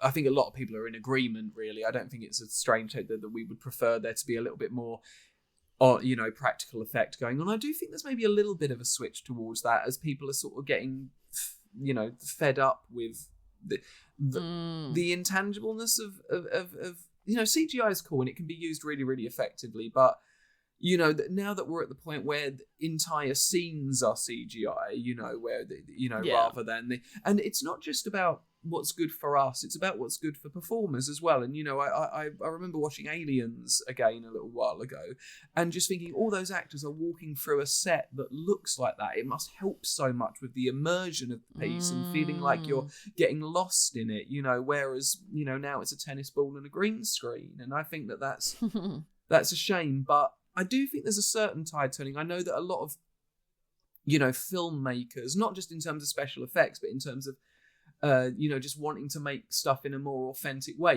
like Robert Eggers, who's filmed The Witch, we covered in episode 2. They want to go back to this more organic style of filmmaking. People like shooting on film again rather than digital. People are more and more liking to do, if they can, practical effects, and I think audiences are more forgiving of a practical effect. Even if the effects here in Fright Night had aged in more than they actually have, we'd let it go because it looks so good. Whereas bad CGI, it just looks bad, doesn't it? And and just to finish up on this moment, because it's so good, the amount that's said between these two characters here without saying a single word is really astonishing. That Peter gives this look at one point where Ed is sort of asking for help, and Peter looks at him, and he without saying, he sort of says, "I'm sorry, I know it hurts, I can't do anything." And he does that, it's wrong for me to intervene, this needs to happen. And he does that without saying a word. Absolutely brilliant. Lovely, lovely stuff. Back at Jerry's place, Charlie is put in a room with what we are about to discover is the rapidly transforming Amy, who is unconscious, going through the throes of transformation. And Charlie doesn't know this yet. She's just laying there, but Jerry leaves him with a stake and says, you might be needing this come dawn. And again, this is where, the sort of, that Jerry, in any way that would make him sympathetic, it's diminished here. He's just being a complete bastard here just for the, and he's using, again, maybe a little bit, he's using this person that he's, it's this person I used to know, I feel this strong attachment, but here he's using her as a weapon to hurt Charlie, which is not hopefully what we generally do when we care about somebody. So Charlie is left there. Peter removes the stake from poor Evil Ed's body and heads back to the house, which is now like billowing smoke in the most extraordinary horror movie way ever. There is mist flying off the place. I don't know what's happened, but certainly looks good. He makes his way to, he gets inside, he gets upstairs, he finds the room that Charlie's in. They make some noise so that he can, break him out of there, break him out of the door. Downstairs, it looks like Jerry and Billy are making a new coffin. They're transferring they're transferring earth, which is again another vampire staple that we see here for someone to rest in. And once at first they just think it's they can hear the yelling upstairs, the distraction technique, and they think it's because Amy's woken up. But then once Charlie is shown Peter what's happening to Amy, and he says, "Oh my God." Jerry can hear that, they're not alone. They head outside. They've. This is where we spoke about the vampire rules, that this film is very faithful to them, and this is where Peter says if we kill Jerry by dawn, if we kill Dandridge by dawn, she should go back to her normal self. And Charlie says, "Will that work?" And it's like, well, everything else has, so probably, it's as good an idea as any. And they head outside, the two of them, to go and find Jerry and do what they need to do. And here's where we sort of get an idea that, well, we don't sort of, we get definitive proof that Billy is not completely human.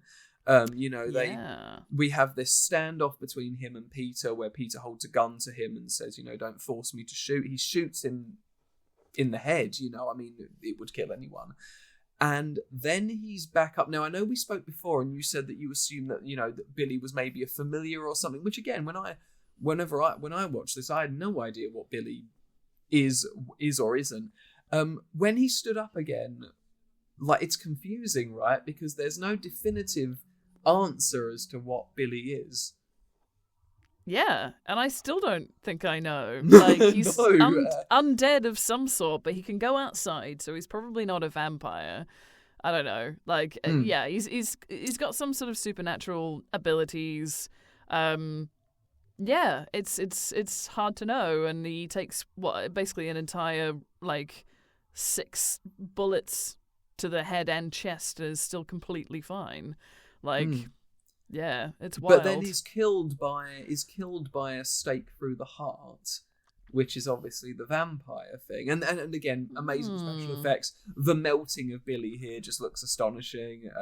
There's it just looks fantastic. So many different techniques. There's green goo, and all his flesh melts, and his skin, his bones burst, and it goes everywhere. It's great. Isn't there even a bit of sort of dust comes out of him, or sort of something like that as well? And it reminds me a bit of at the and it's a totally different technique, because this other thing is more stop motion based, but the end of Evil Dead, where the book is burnt in the first one, and they sort of use all these different techniques to show all the deadites sort of melting away, and one of them is stop motion, but another one is that sort of porridgey looking stuff that comes out, and I think they have another sort of powdery dust moment. So using all these techniques to create a really stunning image. I think the general consensus is that Billy is a ghoul, but what exactly that means, including in folklore what a ghoul is kind of amorphous. It depends where you're reading, when you're reading, and it's just a nice way of sort of saying he's something in between, isn't he? He's not a person. He's not a vampire. I think I read somewhere that someone said he might be a golem, but again, I don't know the lore behind that, so I don't know whether or not that tracks. So golem is from, I read it in passing. Yeah, so golem would be from Jewish folklore, and it's a man made of I think stone or clay. So yeah, I mean it's just one of those. I think there's sort of a because there's different types of. I mean, he's not a vampire, because he can go, but there's different types of vampires in mythology. There's the Verdalax, Strigoi, stuff like that, and maybe he, so for ghoul, I assume there must be very specific variants of a ghoul. I think ghouls, generally speaking, I think they're like body eaters, aren't they? They're sort of things that eat the dead. But I don't think that we really know, or if it really matters concretely what Billy is, other than he's something other, and he dissolves the way that he does, really. Yeah. But super, super cool. And what a cool sort of character in the film as well. It's not there a huge amount, but great performance the times he is there. Definitely. At this point, we also see Jerry in full monster mode outside the house. We've seen him because at one point he comes past the window while they're still in the room together, and he is here trying to summon Amy to sort of wake, because now, he's trying to summon her to help him. I think we get a little sense that maybe he's worried now. And he says to her, wake up, show me how much you love me. Which is again quite one of those sort of abusive statements, isn't it? If you love me enough, you'll transform quicker and wake up and help me. But she's not totally capable at this point. I think we see that, and then Billy dies, and then Peter goes back to the room, and she does wake up, but she's sort of locked in there. She's not, and as you say, hair transformation is in full flow here. I don't think she suits being a blonde personally. I think she's better as a brunette. But hey, that's why we don't want her to be a vampire. Like that's the end goal. We go blonde. No. That's not right for you, honey. Let's revert you back. I think the drive here is that we need to restore her to a really, sweet sweet little, what would you call that? What hairstyle would you say? I was going to suggest one then, and then realised as people might know, I know very, very, very little about hairstyles, so or hair in general, really. I'm trying to remember. Does she have a bob? It's been a while since I watched the film, but is it like a bob? I wanted to say a bob, but I don't want them being a bob. Steve, really? What does he? He doesn't know anything, does he? No, it probably is a bob. I'm working from memory here, but it's quite a short little haircut, right? Yeah. And it's very, very cute, very lovely. Whereas she seems, it's almost kind of like Vixen-esque, giving her this like massive blonde hair. It's overly sexualizing her, especially in that dress, which is very form-fitting, but also quite flowy. It's kind of got a different. It's just not her anymore. It's very It is what I imagine the vampire version of her would be. So it's a good progression, but I feel like we've met Amy, and Amy is lovely, and she's very girl next door, but still very capable, and still very she's very loyal, and it just feels they've done a really good job of making the contrast really obvious, which is good. This is you do get a sense that although she has become, as we said, that sort of awakening that has happened within the film, that she's still the same person, and the sort of good sort of empathic person that she is not reflected in this sort of new version, which may have more, I don't know, won't be even more like sort of animalistic confidence, but lacks any of the empathy that she would have had earlier on. Pete, we're outside again. They're back out in the hallway, Charlie and Peter. Jerry smashes through the window at the back, which you think, I wonder if he's done that now, because now that Billy's dead, they know they're never renovating the place. Like my living carpenter's dead. I might as well wreck the place now. There's no point. It doesn't matter. He breaks through and he sort of stalks them. He's in full. I don't think we don't see Jerry again now in anything but monstrous Jerry form, do we? He is, the charade is over. Screw it. We'll the monster form is prevalent, and Peter, Jerry's at the top and says, Peter holds up the cross again. It doesn't work, and he's laughed at again. But this is really, I think, the laughing at Peter here is the final straw, because you get that you see the change again. Lovely bit of non-verbal performance here. You see him, the smile on his face when he realizes that there was a hero inside of him all along. I was gonna quote this. I was gonna quote too close to the song there, that a hero lay within him all along. But I stalled myself and then did it again anyway. And really, really lovely. And he not only here does he hold Jerry back and take control and become, in a film about transformation, become the best version of himself. But he also notices the sun is rising outside, and that victory is at hand. And there's a horror in Jerry here, and he just says to him, look behind you, which is complete power play, and a twist of everything. And isn't this a cool moment? It's a great moment. It's really great, and it's just nice to see something actually work out for Peter Vincent, because he because he comes across quite he comes across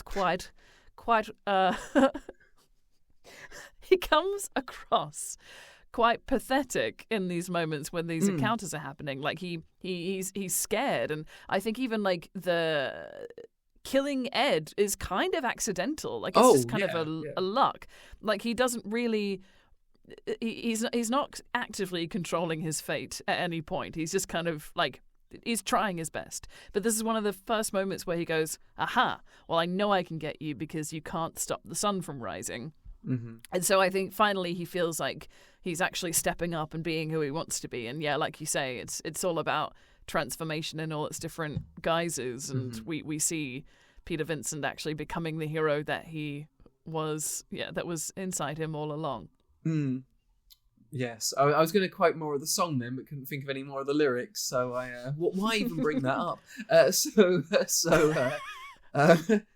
If only to humiliate myself at this point.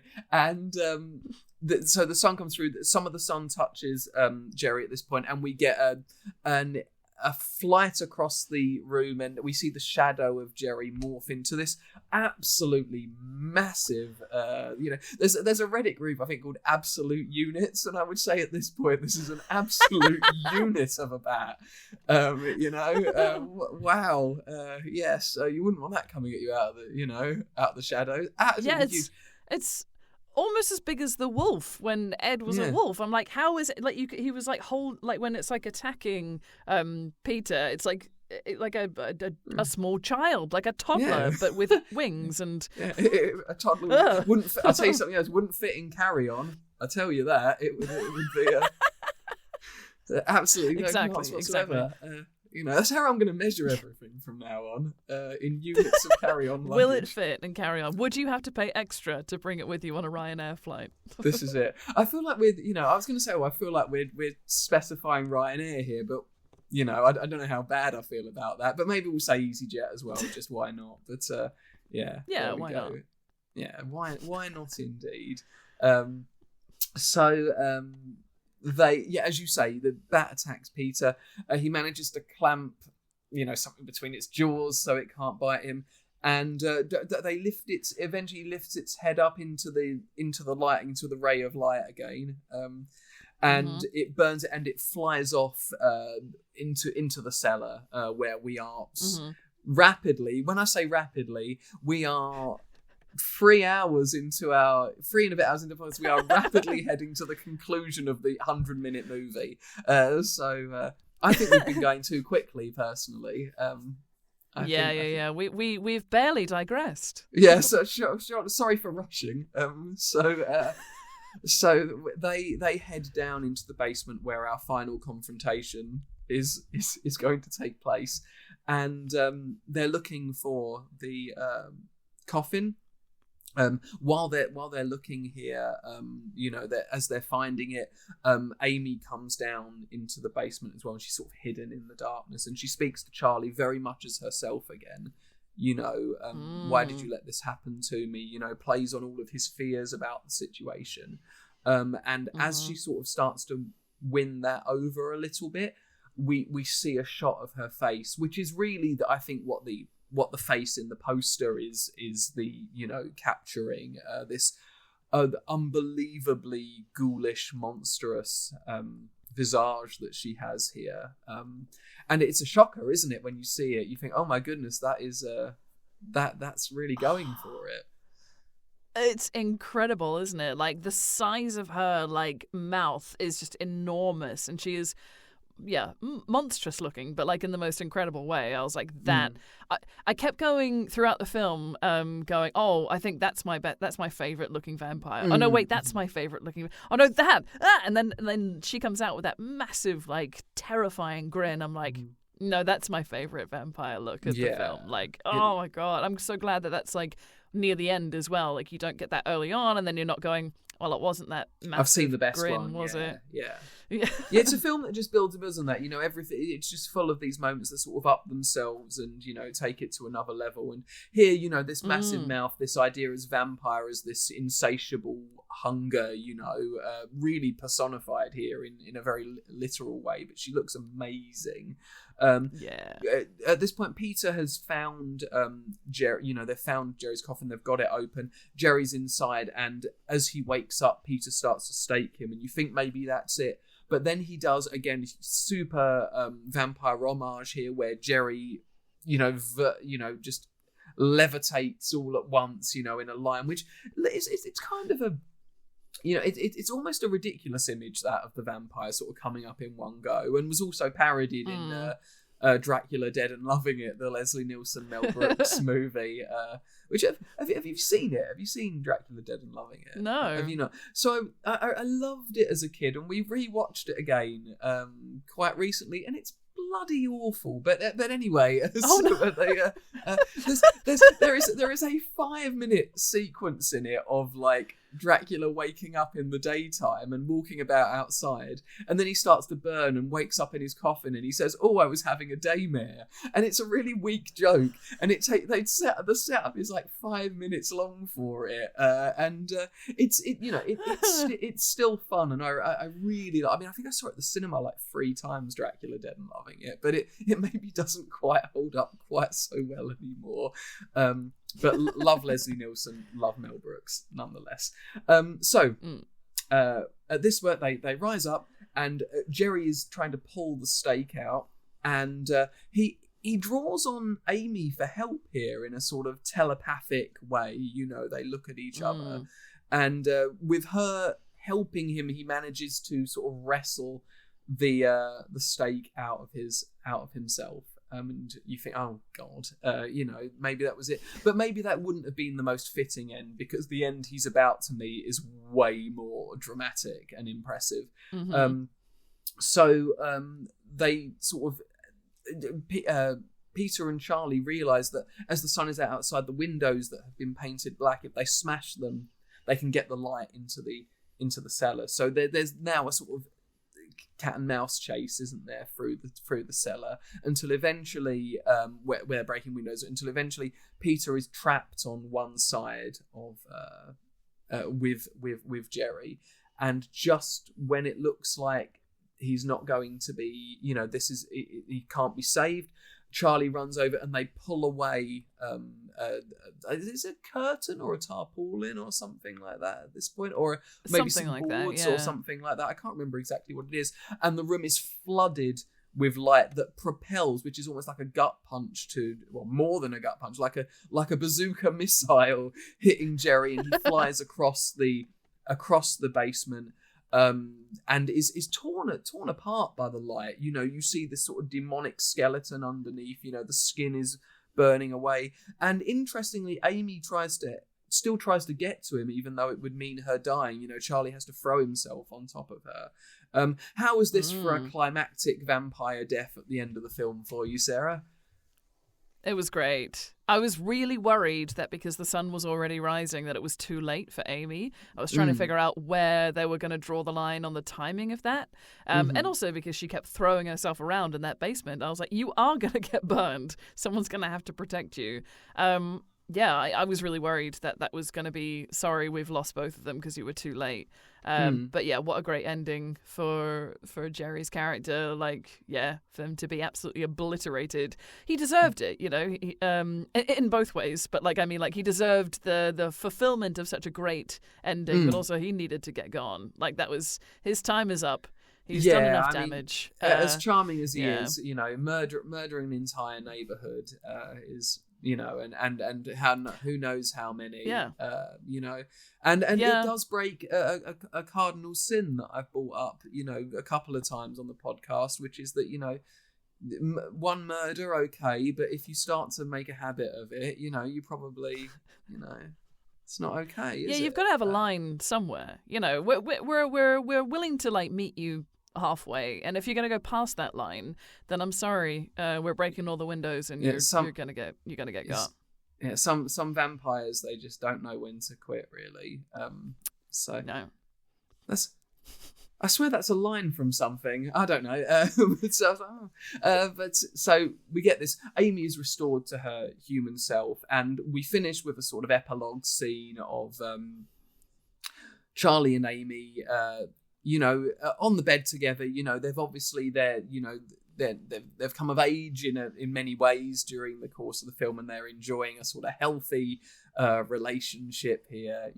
And they've got Fright Night on, but for some reason it's been recommissioned for. I don't know how. I doubt it got recommissioned, because it was like, guess what? I just murdered someone in a basement. And they're like, brilliant, 3 seasons. Although, nowadays stranger things happen, quite honestly. He now, I think the compromise seems to have been that people don't want to watch vampire or slasher movies anymore. They want to see science fiction movies. So he, gives Charlie a little wink. I thought I'd let the vampires rest for a little while. Hey, Charlie, wink, wink, nudge, nudge. And we cut to a sort of sci-fi movie. And Charlie looks out of the window back at the now empty house next door, and for a flash sees some eyes in the window, just for a moment. Heads back to bed. He's not going to be that person anymore who just spies next door while his girlfriend's waiting for him. He's going to go and spend time with her. And we end on a zoom in to the window of the house next door, and we hear Evil Ed once again say the line, "You're so cool, Brewster," as we head into a credit sequence with a maybe not my favorite end credits song, but nonetheless, there we go. And that was Fright Night, part 1 in 2 parts. We did it. We did it. Well done. If you're still with us, well done. We admire you enormously. If you've done both bits together, even more impressed, quite frankly. So my hat goes off to you. So Fright Night comes out at the cinema, does well. It's a popular film, and I think has gone on to get more and more sort of acclaimed and loved as time has gone on. For me, it's my definitive 80s vampire movie. I know a lot of people love The Lost Boys, and there's a couple of other really, really great ones, but this for me, it was my first 80s vampire film, and it's my favorite. It's got everything there, amazing performances, looks great, fantastic special effects. I just love it. I love it, love it, love it. It's followed, I think it's a couple of years later, by the aforementioned Fright Night Part 2, which is a really, really great film, but has a lot of sort of behind-the-scenes drama, including some sort of really bad stuff that happens, which we don't have time to go into now, but nonetheless, Fright Night 2 gets made. It's a really, really great movie with another Peter and Charlie return. We have another really iconic vampire, and it's so worth seeing if you can track down. I don't think there's many official releases of it. I don't want to recommend looking for it in places that aren't official, but if there aren't many official releases and it goes for hundreds of pounds on eBay, I don't know what else you can do. There are, very, very well-known sites that may or may not have the film on there in its entirety. There's also a Fright Night comic book series, which runs for a while, and more recently, Tom Holland has written some Fright Night novels. There's also a really, really fab remake of the film with Anton Yelchin, Colin Farrell, and David Tennant, amongst others. Really, really good cast. Lot of sort of worry when that film that was coming out that it would just, not capture it at all. But not only is it a really, really great movie, but Colin Farrell is a really good Jerry Dandridge. He does a really, really good job, which I just couldn't imagine anyone playing that role, but he makes it his own and does a really good job. That's followed by a sequel to the remake, Fright Night 2, which isn't very good, but 3 out of 4 ain't bad, really. Sarah, thank you so much for discussing Fright Night, and then thank you for the recommendation as well, that encouraged us to do this film before we move on to our next endeavour. Yeah, it was a pleasure. I mean, I'm a big fan of vampires anyway, so it was an easy choice for me. And as soon as I saw that it had been recommended to us in one of our YouTube comments, I was like, yes, absolutely. So I would be more than happy if anybody wants to suggest anything else. Absolutely. Love to hear your thoughts about tell us your favorite horror film that you've watched recently, or tell us something that is from your childhood that you've watched that you love and you want to hear what we think about it, because we've got lots to say about stuff. We like to digress and whatnot. Absolutely. I mean, not that we've done that at all with this one. In fact, absolutely I guess, not. As we mentioned earlier, we've sped through it. My middle name is Succinct, I think. Yeah, nice. It was so worth it, I think, because it's our first 2-part episode, but there was so much to talk about, and also you want to you don't want to rush through anything. Just a quick note on the film we mentioned earlier on. It's I hope I called it by its correct name. I'm kind of worried now I called it The Serpent's Path, but it's the Serpent's Skin. Serpent's Skin. Yeah, did I say path earlier or did I say skin? I can't remember. I can barely remember what happened like an hour ago, let alone what happened. Wait. But yeah. I said that the wrong way around. I was going to say, I can hardly remember what happened yesterday, let alone what happened an hour ago. That's all good. So I think it was the Serpent's Skin. We've corrected ourselves, so that's good. Absolutely. And I'm just seeing if I've got any release details for everyone. Directed by Alice Mao McKay and written by her and Benjamin Paul Robinson. I hope I've pronounced your names properly, folks. But yeah, really, really worth seeing. It would have been nice to speak about some other modern films, and I don't think it's strictly speaking. Is it strictly speaking a vampire in the Serpent's Skin, or is it more a sort of demonic creature? But we're making that link because of that sort of Buffy element to it. That's a good point, actually. Maybe I'm remembering it differently because I was thinking of the Buffy element of it. Yeah. I don't think it's explicitly a vampire. I think it is. No, I think it's more of a demon in there. But, yeah. But I think I just kind of combined the two concepts together and gone, yeah, it's that. It's a great film. Go see it, regardless of whether we are, slightly misremembering elements because it was watched during a marathon 24 films in 4 days. But there we are. Well worth checking out. This is releasing on a Saturday, I think, which means that we have less than a week until our next episode, where we will be doing a sneak preview chat about the film Hokum, which releases on the 1st of May, I believe, but we will be seeing it in a few days' time and then reporting back. Super excited about that. Meant to be one of the scariest films of the year, in a year that's already lining up with some really, really stellar releases. And just on a quick news front, because I think this is pretty cool, Curry Barker, who has made some really, really amazing shorts. I think I've mentioned him before on the podcast. His film Obsession is out next month, but he's also just been hired by A24 to direct the next Texas Chainsaw Massacre film, which is super, super cool. Not a film series with many fantastic movies, I think, under its belt, but my goodness, am I excited for that. He's a fantastic filmmaker, and maybe he can, make an all-timer Texas Chainsaw film. So we will... Yeah, that'd be great. We'll find out. Thank you all for joining us. We will see you all next week. I will sign over to you now, Sarah, for you to give all the info, and thank you all for joining us. Thank you very much. Yes, thank you all so much. It's been a pleasure talking about vampires and Fright Night, and thank you again for the recommendation, Serena Dragon. Please feel free to let us know anything that you'd like to hear us talk about. We love to hear about films that we haven't heard about, things that we have heard about, just anything, literature, video games, anything that you've got that you want to talk about, let us know. You can find us on YouTube if you search for Uncanny Collective, and the podcast name is Into the Darkness. You can find us on Instagram at uncanny_collective. We also have a website, uncannycollective.co.uk, where you can follow everything there. Our Instagram handles are at the bottom of our videos here, so reach out to us personally if you want to chat. We'd love to hear from you. We'd love to hear what you think about the episode so far. We'd love to hear what you'd like to hear more of, what you'd like to hear less of. Any feedback is great. Like, comment, subscribe, tell your friends. Yeah, I think that's it. It's been a pleasure as always, and I look forward to delving into Hokum next time. Hey, super exciting. Bye-bye, everyone. Bye.